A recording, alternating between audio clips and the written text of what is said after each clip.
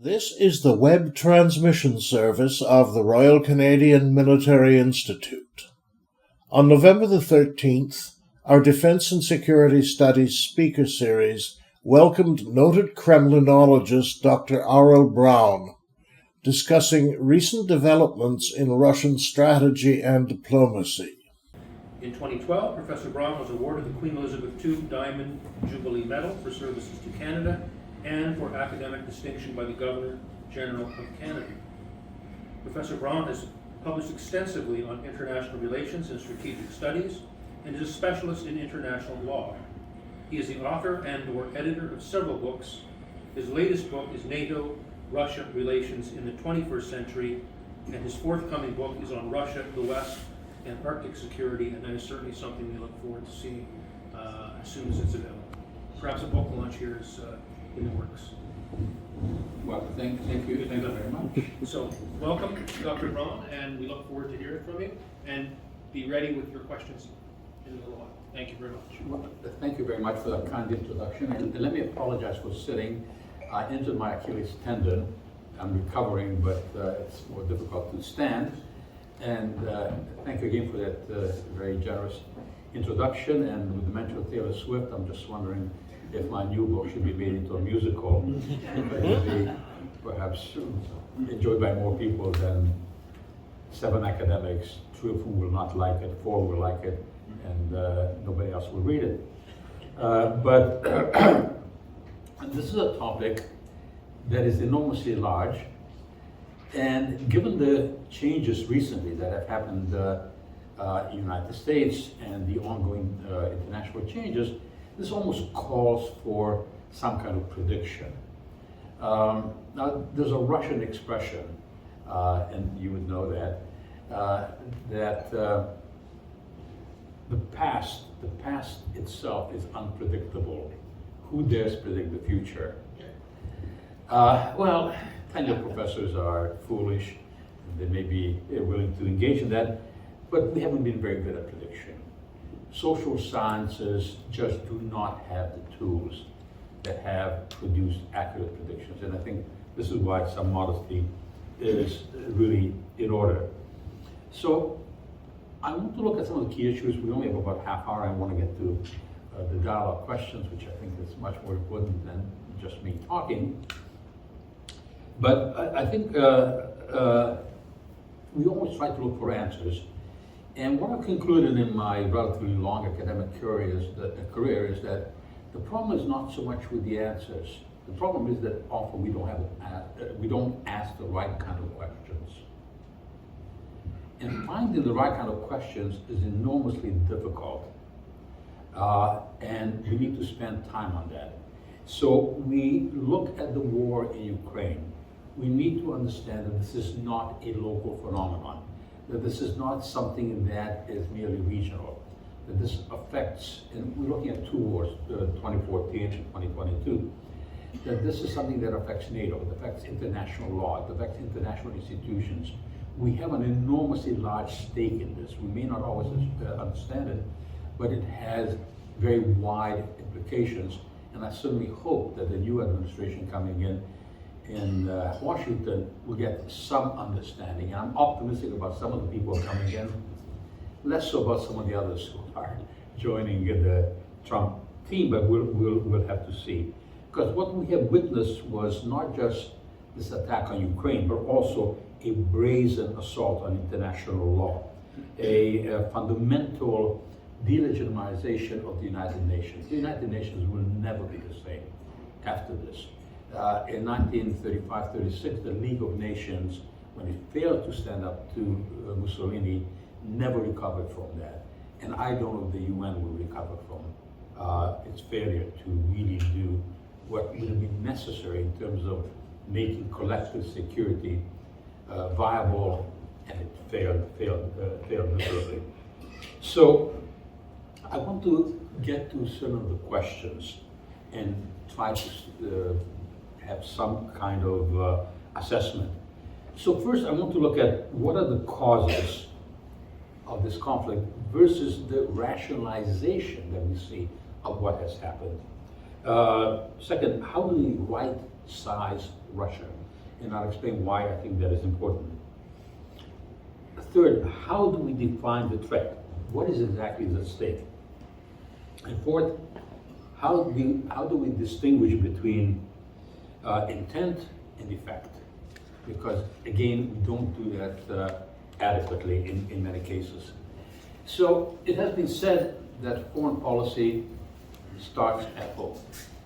And there have been books written on that, many articles, and Russia is not an exception.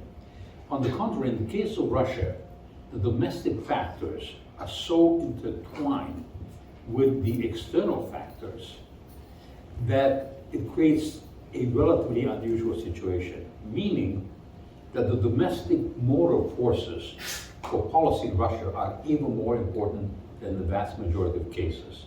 So if we want to look at what Vladimir Putin and his regime are doing in Ukraine, you cannot do it unless you really understand the politics, the motivations, system inside Russia and what he's responding to. And so I spent a good bit of time on this, writing about it, publishing on it, speaking in various places, including at NATO Defense College, where I've been going about twice a year to Rome for the past 7 years or so. And the conclusion I came to was that Russia, which is a state with absolutely astonishing potential, just think of the fact that Russia occupies the largest land mass in the world. It has more natural resources than any other country on the planet. It has remarkable talent in terms of scientists of every field of endeavor. And they do have some pockets of excellence. But the reality is that I would argue in many ways Russia is a failed state. And Russia is suffering from 4 interlocking, overlapping legitimacy crises. First one is the crisis of political legitimacy. Putin will win every single election. You know, I'm asked by the media, what do you think is going to happen in this election with Vladimir Putin? I say, well, you know, that old Russian joke, somebody broke into the Kremlin vault and stole next year's election results. You know exactly what's going to happen. There's no mystery about it. And the Russian people know this, and they're cynical about it. And what they demonstrated, going back to 2011 and 2012, when Putin decided to come back, really was running things behind the scenes, he was going to retake the presidency, he saw that there was this political legitimacy crisis. So he tried to invent something that I call political magical realism. You will recall that there would be all of these stories and videos that we would see of Vladimir Putin going diving into the sea and finding treasures that archaeologists could not find. That he would fly gliders, leading rare birds to their habitat. They would do almost superhuman things. And it was something that you see in literature called magical realism. If you look at some of the writings of Garcia Marquez. And that was a very powerful literary tool. But in politics, it turned out to be deadly because it was an evasion of reality. It was hiding the fact that there was no real political legitimacy, that people were manipulated, and eventually, in the past couple of years, I think they gave up on political magical realism because there was no magic left. And so this kind of mix of the real and the imaginary, this kind of toxic mix of the real and the risible, had to give way to something that's different. They have all these kind of theories that have appeared, you know, hybrid authoritarianism. And so we social scientists look at this, PhD candidates have to examine it. And after struggling with all of these things, and I'm giving a paper at the Slavic Conference, International Conference, later this month in Boston, I had to come to the conclusion that social science theories really don't work. That this regime is not Machiavelli, it's mafia. If you want to know more about it, you're better off watching The Sopranos than reading Thucydides. I'm sorry to admit that as a social scientist, but that is the reality. So then we look at the second legitimacy crisis. And this was the economic and is the economic crisis. What Vladimir Putin did when he came to power, he promised a better life for the people. And he created this kind of social contract. You will have a steadily improving standard of living, not a very huge improvement in standard of living, but one that will be steady and visible. In exchange, you will not make political demands. While Russia was selling a lot of energy and energy prices were high, this was working.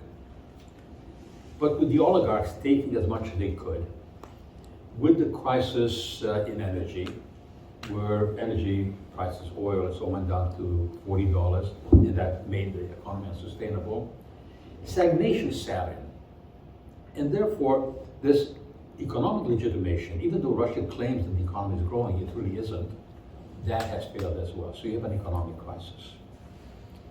Then they also have an identity crisis. Don't forget, the Soviet Union was an empire, not just in what they basically forced onto these Europeans, but the Federation itself was an empire. And this was something that affected the Russian identity because it was diluted. And consequently, when Russia becomes a state on its own, and yes, it has minorities, but it's predominantly Russia, there is this kind of identity crisis which Vladimir Putin tries to manipulate.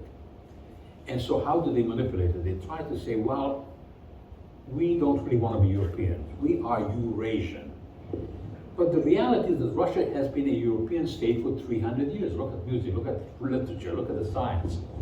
And so consequently, this is not something they can graft onto and be struggling with it. This is why the relationship with China is a larcenous one, not an organic one. And Russia is becoming, in a sense, a vassal state of China's.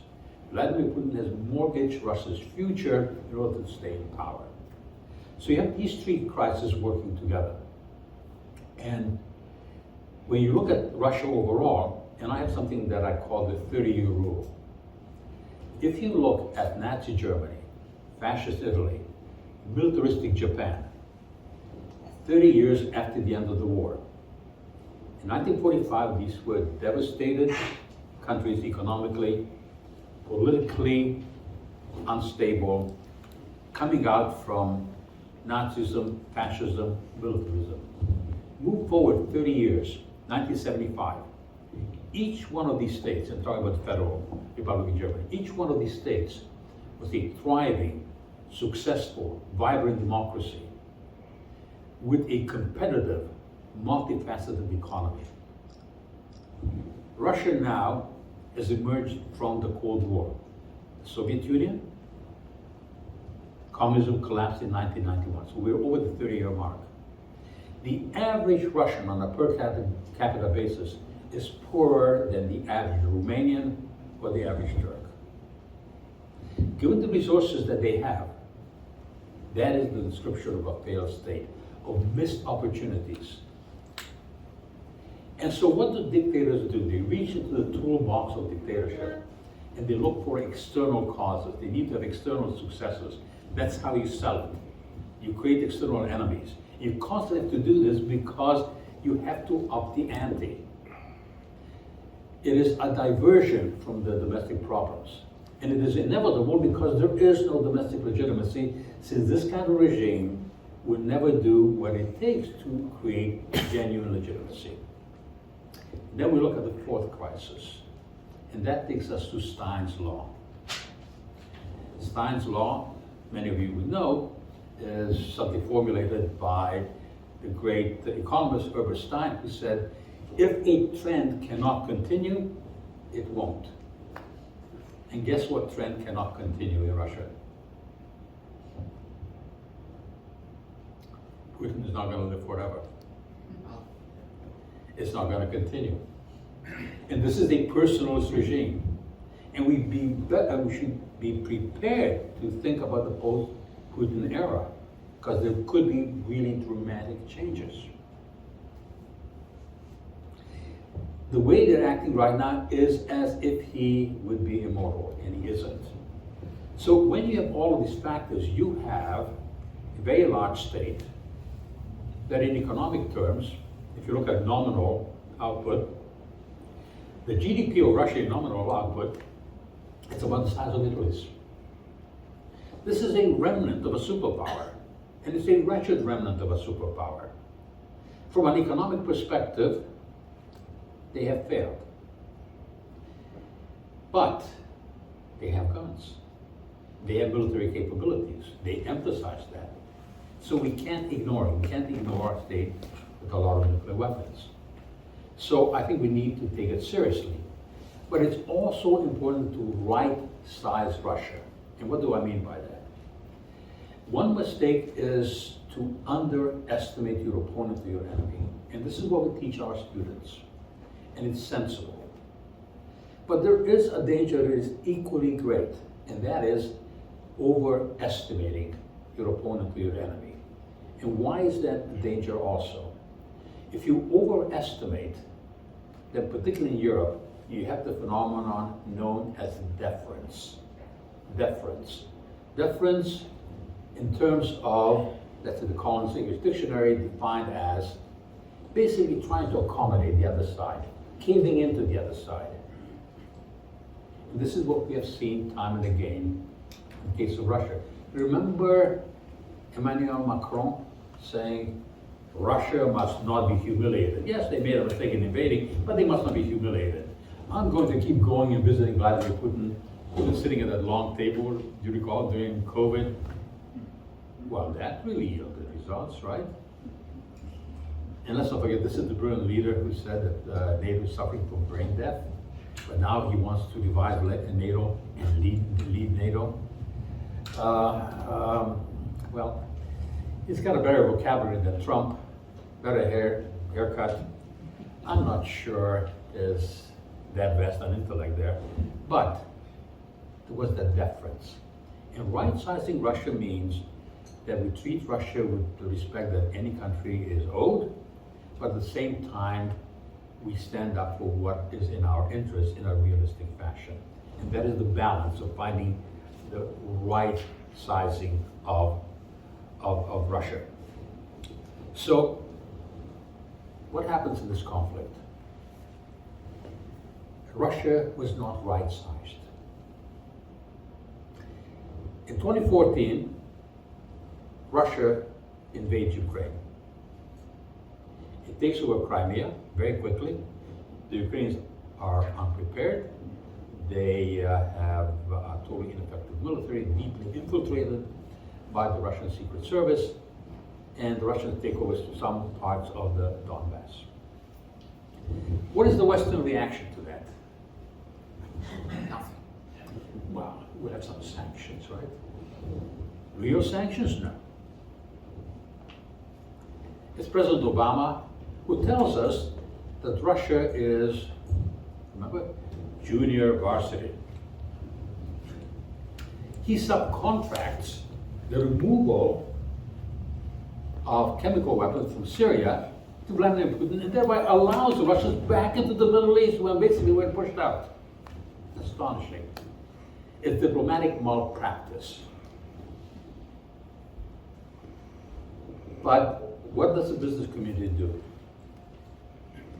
The head of Total in France, right in 2014, rushes to Moscow, stands in front of Russian television and says, don't worry, it's business as usual. Then the largest energy company in Italy does the same thing. This is deference. The Russians had the experience. Vladimir Putin saw that in 2008, he invaded Georgia, and the Europeans found excuses. And the Russians said, don't worry about Georgia. We're much more important than the middle of Georgia. We just do business. Business as usual. And Vladimir Putin's popularity went up in 2008. It went up in 2014. These external successes, in his eyes, are compensation for internal repression. So we come to 2022.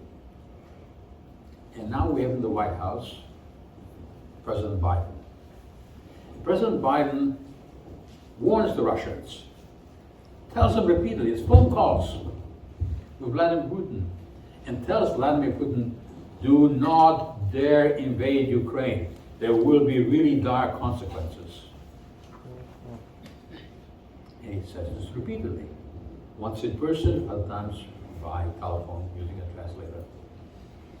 Now, in 2022, I assume, I'm not a psychiatrist, a psychologist, I assume that President Biden was in somewhat better mental shape, but I'm not sure. I first met him at a conference more than 25 years ago when he was a senator, and no one ever accused him of being bright. But he's a decent man, and the United States predicted the invasion. They did not prevent it. That's the second part. Prediction is great. Prevention is even better. And you are a patient crowd, and I should say it's wonderful to speak to a crowd when I look at a group of people, I think, who understand the Cold War is not ancient history, and the Cuban Missile Crisis was not a sci-fi movie, unlike many of my graduate students. You know that joke of what happened to our PhD students, where there's an examination, a history examination, and the examiners asked this PhD student, tell us what were the key differences between the First World War and the Second World War. And he is not answering. He gets more and more flustered and red in the face. And so they repeat the question, could you tell us what was the biggest difference between the First and the Second World War? And finally, the PhD student blurts out, you mean there was more than one World War? So, anyway, that's my academic joke. But the reality here is that the Biden administration does not right-size Russia.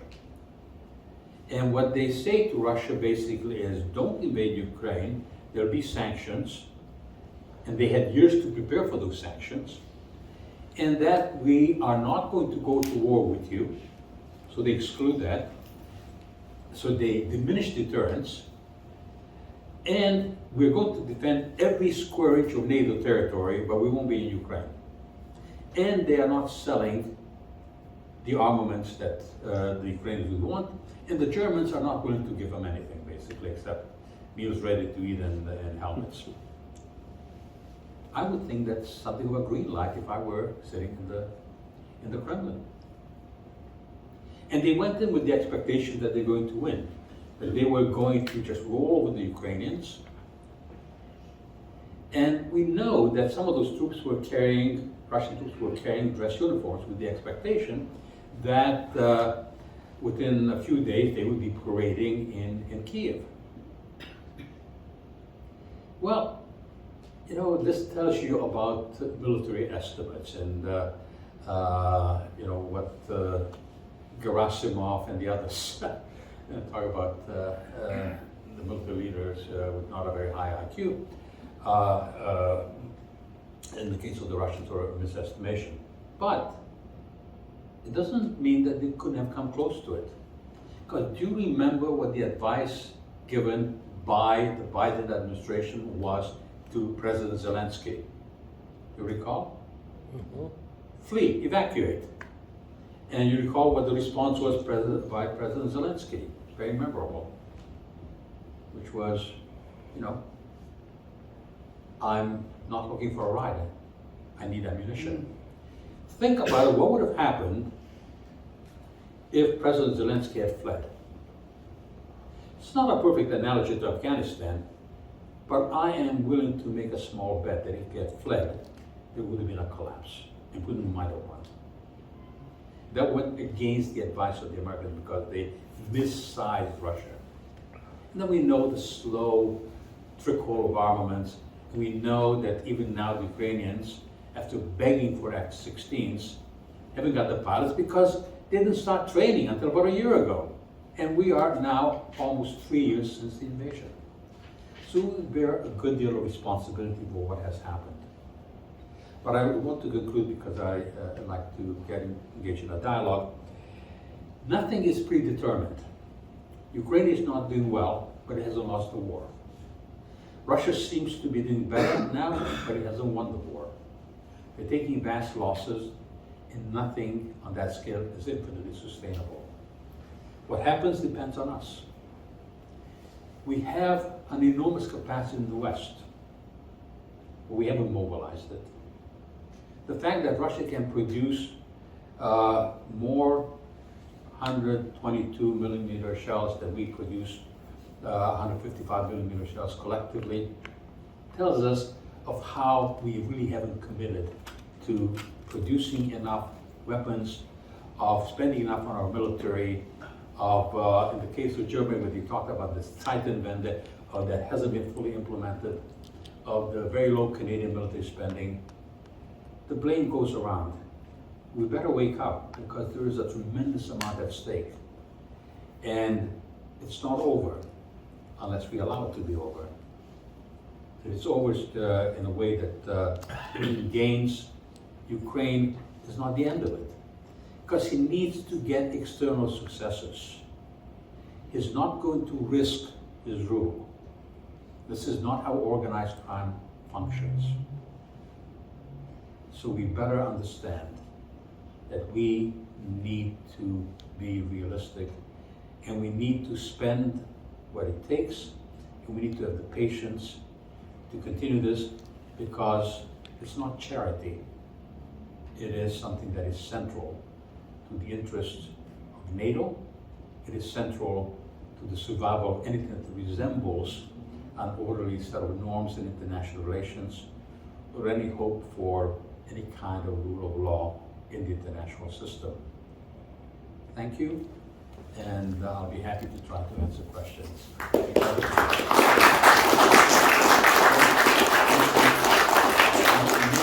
Favor, since I have not had the pleasure of meeting you before, if you could identify yourself when you ask a question. Yes, of course. Brian Verlon. And my question is... And what do you do? Sorry. Oh, what do I do? I'm a businessman. I Excellent. run a national business. Okay. So I have a macroeconomic question. If we do a comparative analysis with the Soviet Union in 1942, 1943, 1944, growing our armed forces to over 200 divisions, keeping in mind that the United States and the Western Alliance gave about 25% of their equipment they were using to support. But they were able to mobilize a huge army with vast quantities of equipment. What is the distinction of not being, from what I understand, not being able to do that now? Why can't they do the same thing now when potentially you have China? And they have the vast resources, natural resources you need to. What's the distinction between 2024 and 1944? I think it's an important question. Goes to this notion of right sizing. So if you look at Russia in, after the invasion in 41, 42, when they did mobilize a vast amount, and let me just sort of dispel the myth that they did it by themselves. They received massive aid from the United States, trucks and artillery, which they had discounted, tried to hide, and so on. But they did make an enormous amount of contribution. They were very good at mobilizing all of their resources back then as well. But there are several differences. First of all, Russia is not the Soviet Union. It is a remnant of a superpower. Its population is only about 145 million, not 280 million that of the Soviet Union. It is also a different kind of demographic. If you look at the situation in the Second World War, people in the Soviet Union had lots of children. In Russia, it is a demographic catastrophe. People do not have a lot of children. And when you have one son or one daughter, you're not willing to make the same kind of sacrifice. The next element is you had Stalin. And despite the fact that Vladimir Putin is thuggish and so on, he does not have that level of control. And lastly, this was viewed as a threat of survival, so you could sell it. Vladimir Putin can't sell this. The Russians don't believe that. This is why when he tried to mobilize, something like 1 million people fled because they didn't want to fight. That tells you something about morale and the failure to inspire. This is why you have to go to get convicts. This is why he is bringing in North Koreans, because he doesn't have the troops. He has lost about 700,000 dead and wounded. Sorry, yes. I just want to pick up on that question. I'm sorry if you could. I'm Craig Hannaford. I'm on the board here at the RCMI. I want to pick up on that question about running out of troops, because we've read a lot about that in terms of Russia is not going to be able to, field enough troops, and they're drawing from other countries. But it just seems to be going on and on. So when actually are they going to run out of troops? I'm not suggesting they would run out of troops in the sense they won't have anybody left to fight. But at a certain level that they need to be at to sustain any kind of offensive, to maintain the pressure. And Vladimir Putin is throwing everything at it now. But if you look at the latest figures, they were losing something like 1,600, 1,700. One day this week they lost 1,950 people dead and wounded. And once you use the convicts, once you use the minorities, then you have to begin to recruit people from St. Petersburg and Moscow. And that will create an enormous amount of pushback. We know some of the best talent has left, young people. Not only would more people leave, but also there will be pushback. And even in this kind of system, Putin cannot afford that pushback. So he may be considerably more vulnerable than we think. But he certainly tries to create the impression that he's on the winning side of history. He wants to persuade Ukraine that the situation is hopeless and that they're helpless. And he also is banking on Mr. Trump coming in, who had promised that he's going to negotiate a settlement in one day. Well, Mr. Putin is not into negotiations. He's into dictating terms of surrender. So what is there to negotiate? If you're going to negotiate, then you have to have some real demands. And I wrote a paper, I think Dr. Eustace read it from the National Interest, which is making the rounds on policymakers worldwide. And I said, okay, if you're going to make the argument that Ukraine has to make some territorial concessions, here's the deal. Take it to Vladimir Putin and say, you intend to keep Crimea and part of the Donbass. But it cannot be taking Ukraine on the installment plan. In exchange, you have to agree to that ceasefire line, and the rest of Ukraine, 82.5%, remains independent and a member of NATO. So you know you can never take the rest. Ukraine can recover, it can become a prosperous, exemplary state, a democracy. And eventually when Putin goes, you might have a referendum and get the rest of the territory back. We've seen this kind of division in Korea. We saw it in Germany. And South Korea is a spectacularly successful state. The Federal Republic was a spectacularly successful state, and eventually that unification. And if you negotiate on that basis, that any territorial concession is contingent on Ukraine being in NATO, then you can tell whether Vladimir Putin is serious about negotiating. Because if he isn't, if he says, I want to keep these territories, and Ukraine is barred from joining NATO, then it's just a matter of taking over Ukraine slice by slice. And even somebody like Donald Trump, who I hardly admire on a personal level as an individual, even he would not want to be the person who goes down in history of having lost Ukraine. And that has to be hammered home to him, especially by those people like Marco Rubio coming in, like his Secretary of Defense, who doesn't understand what's going on, like his National Security Advisor, and hope he listens. And I hope that the Europeans also step up, because they can and should do much more. And you know what? We in Canada can and should do much more also.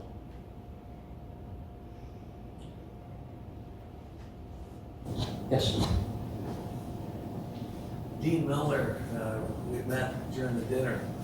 retired Army officer. So, you know, I can't, we were talking about it, I can't even think of a good leader other than somebody like Zelensky. And, you know, now with Trump taking over here soon, you know, what is your prediction? I mean, I still see this war going on for a long period of time. I mean, every one of the things that you just mentioned was hope. I hope Europe starts to, you know, get better with their military. I hope Canada starts to maybe do this. I don't see, the hope's not a method, you know, and I don't have any optimism with anything that you mentioned there. So, you know, what is your prediction? You know, what is, you know, you're not happy with Trump as a leader with his characteristics, but, you know, kind of what do you envision for the next 2-3 years for the Ukraine? More. You know, you make a perfectly valid point. Hope is not a strategy. Okay? My sense is that the West, and it's a sad comment of the West, we have been doing the wrong thing over and over again until we run out of all the wrong things to do, and that's when we do the right thing. And eventually, we are going to run out of doing all the wrong things, of not giving Ukraine sufficient aid, of not living up to our own potential, of not realizing the threat that Russia presents in the Arctic, of not realizing the threat that China presents to the international system, and that we do it. And democracies have survived this long. I think of this not merely as a matter of hope, but also historical experience, that we have had some very close brushes. We can go back to the First World War, Second World War, Korean War, and so on. And democracies are fragile at one level, but also remarkably resilient. It's difficult to have a lot of hope given how bad the track record has been recently. But we're running out of bad policies. And maybe once we run out of all the bad policies, we'll say, well, okay, maybe we'll try something that works.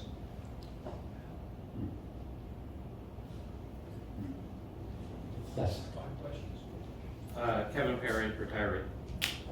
When you're talking about right-sizing, in your discussion, I'd like you to factor in, how do you right-size a nuclear power? We're looking at essentially at nuclear deterrence, and we know that Russia has made really these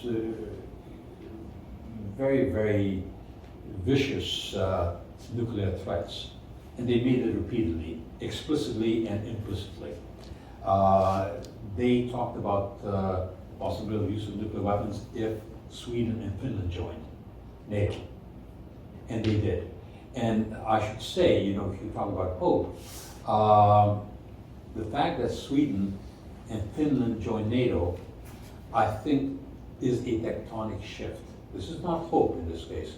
This is real. This changes the strategic picture. These are two countries. Finland is already well armed, has an 820-mile border with Russia, and Sweden is rearming. And they are a very potent power. And this means a great deal, because it was also not only that they joined, but these were two neutral states that in every possible way tried to accommodate Russia, that attempted to have really good relations with Russia. They had policies that were non-provocative, where the majority of the population in each state did not favor joining NATO, and they turned around completely after the invasion, which tells us that in the case of Vladimir Putin, he miscalculated strategically. He had been clever tactically, but fairly strategically. And as the president of Finland said to Vladimir Putin, you brought this upon yourself. You forced us into this. Look in the mirror.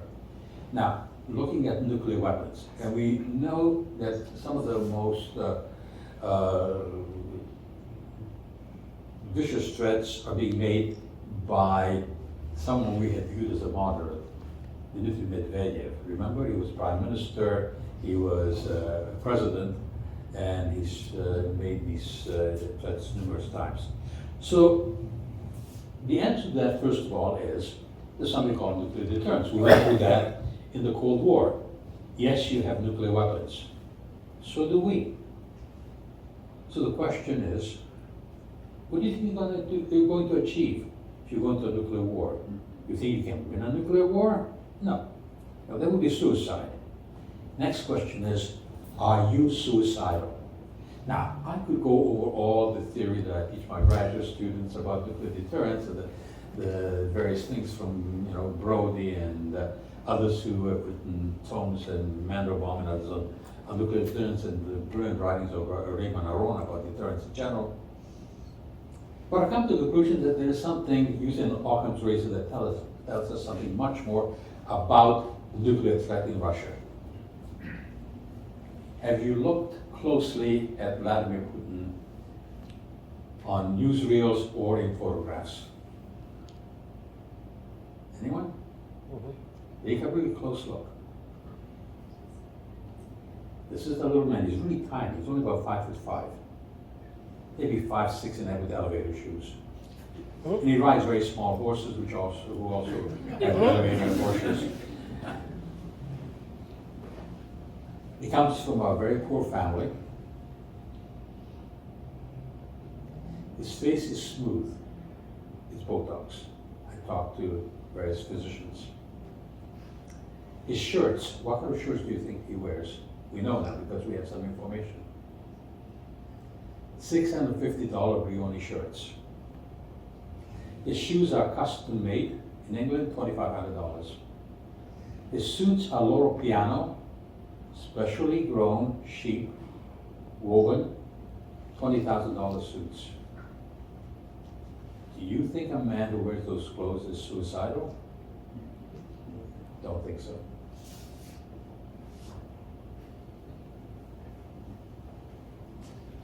Yes, sir.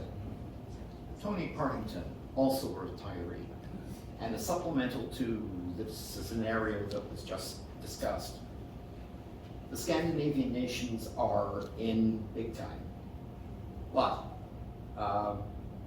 Trump comes up in January, February and sort of says, okay, NATO, everyone's got to ante their 2.5%.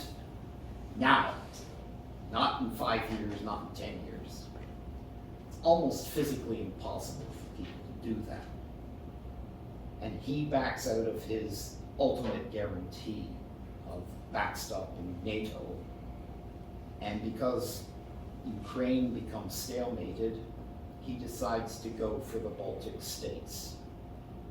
What do you think happens? Well, I understand that scenario, and it is a frightening one. And Mr. Trump made some absurd statements that if you don't pay up, I'll let Putin do whatever he wants to you. And this is meant to do whatever they want to Germany. They have to go through Poland, which is now spending 4.3% of the GDP, and 23 out of the 32 NATO countries are already spending 2%.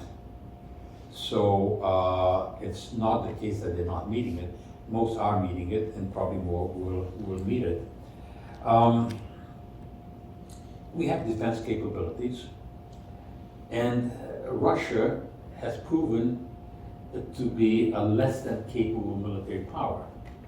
This is the example in Ukraine.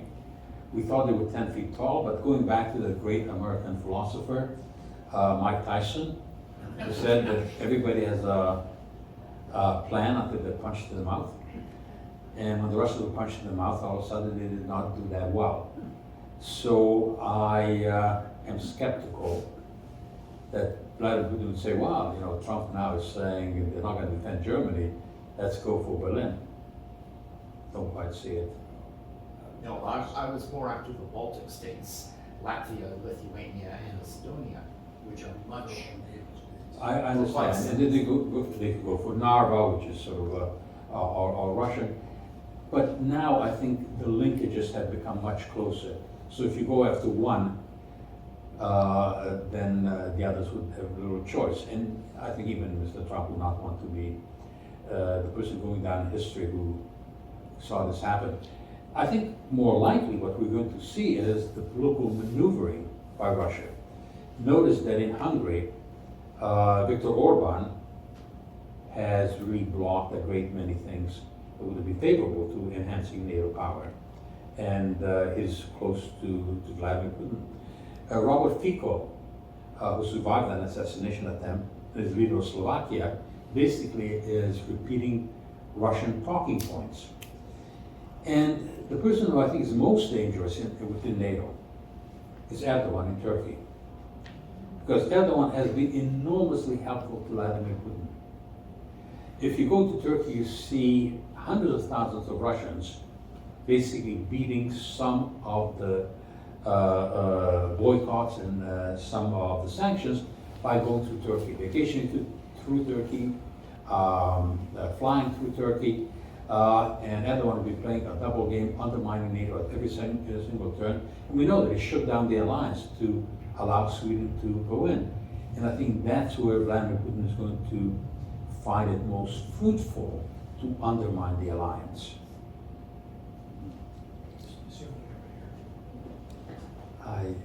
Yes, later. Joanne Archibald. I'm a PhD candidate at Queen's studying military and political history. My question is, My first job was at Queen's. Pardon me? My first job was at Queen's Well, there University. you go. It's a good place. My question is, if the Canadian government could do one tangible, practical thing that would be helpful to the situation, what would it be? And do you think that the Trump presidency will be a motivator for governments like the Trudeau government, or will the Trudeau government sit and wait to see if Trump actually actions his policies? Those are excellent questions, and they have a very good program at Queen's University. I think if you talk about one thing we could do, I mean, I can think of several, so I had to sort of rank them. But one thing would be, we talk about the true north, strong and free. Well, you have to have things on the ground. You have to spend the money. You have to have the armed forces. You have to have the equipment. The Russians have militarized the Arctic in a really, really scary way. And not only have they militarized it, but the exploitation of natural resources, apparently something like 20 to 25%, maybe even more, of the fossil fuel resources are in the Arctic. And the Russians at Yamal and elsewhere are busy exploiting that because they desperately need energy. This is a unidimensional economy. Over 60% of their exports consist of energy, and the rest is armaments, vodka, and corruption. But we need to look at that because this is a catastrophe waiting to happen.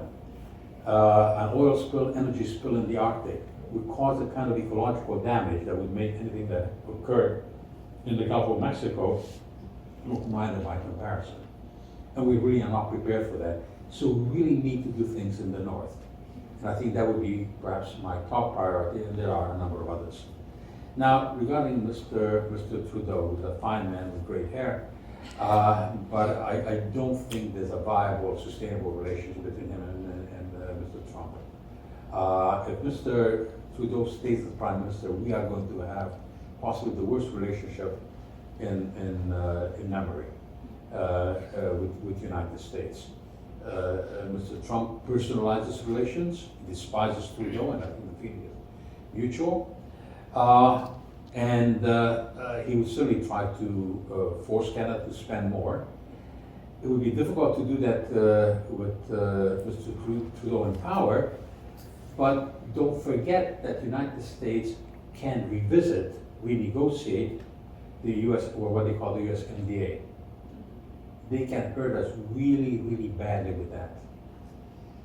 And I am not entirely persuaded that the Trudeau administration understands the linkages between military contribution and economic relations. Last question, please, Brian. I'd like to have your views on German rearmament. I recall back in 1987, I was a platoon commander with the Royal 22nd Regiment in Lower Germany for 3 years. And at that time, the German army was composed of 4 corps, 12 mechanized and armored divisions, 500,000 men under arms, plus the reserve army, the territorial reserve army, very considerable fighting force. Today, they're a shell of that. But what they keep talking about is this injection of 100 billion and rebuilding the Bundeswehr. Do you have any thoughts on how Germany will be able to do that, or to what level they'll do that, and what are the internal domestic factors that are preventing them or pushing? I'm not a domestic specialist in German politics. I look at foreign relations, and I get into domestic relations to the extent that I need to understand what their foreign policy and strategic military policies are. Germany had allowed its military forces to run down to a level that was astonishing. Even if we understand all the social needs, the need for public, deliver public goods, and Angela Merkel was in many ways a really exemplary leader, a very decent, very smart person. But she did not understand the threat. She did not understand economic interdependence, how that doesn't really work with a leader like Vladimir Putin. So I know that when the invasion started in 2022, something, and those of you who are specialists might give me more precise figures, but my understanding is that about 1/3 of the German Air Force couldn't fly. And their armored forces were in really sad shape. And they were spending, I forget the figure exactly, 1.3%, 1.4% of the GDP. And this Zeitenwende, this change of an era, is supposed to not only infuse 100 billion euros, but also to get up over 2%. They're not at 2% yet, and they're counting, the Zeitenwende. And the government is in chaos because they're going to have new elections. So at one level, it's sort of the glass half full, half empty. At one level, they have made significant strides. They have dramatically changed their policy towards Ukraine. You will recall that at first they refused to give Ukraine anything except what I mentioned, meals ready to eat and helmets. Now they're making some very significant contributions, militarily and economically. They need to keep increasing that. They have the capacity to do it. The question is the willpower. I thought they were doing better 6 months ago than now because there's more political chaos. We'll have to see what happens in the elections that are coming. There are certain parties that are isolationist in Germany, that are extremists. I don't know how much power they will wield.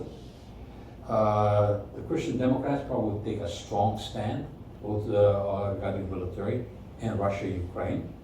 So if they can form a coalition, I think Germany will step up gradually.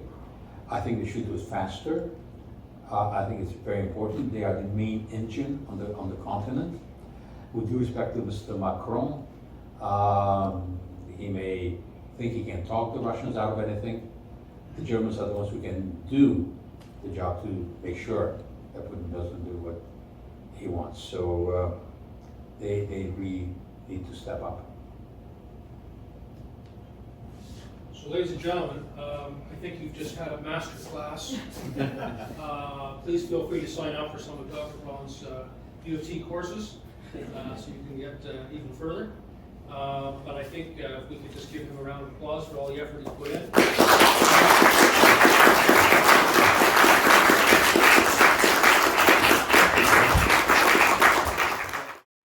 This has been another in our series of webcasts produced by the Royal Canadian Military Institute in Toronto as a public educational service. You can find news of upcoming events and links to our webcast archives at www.rcmi.org. On behalf of the RCMI, this is Eric Morse saying goodbye for now, and thank you for joining us.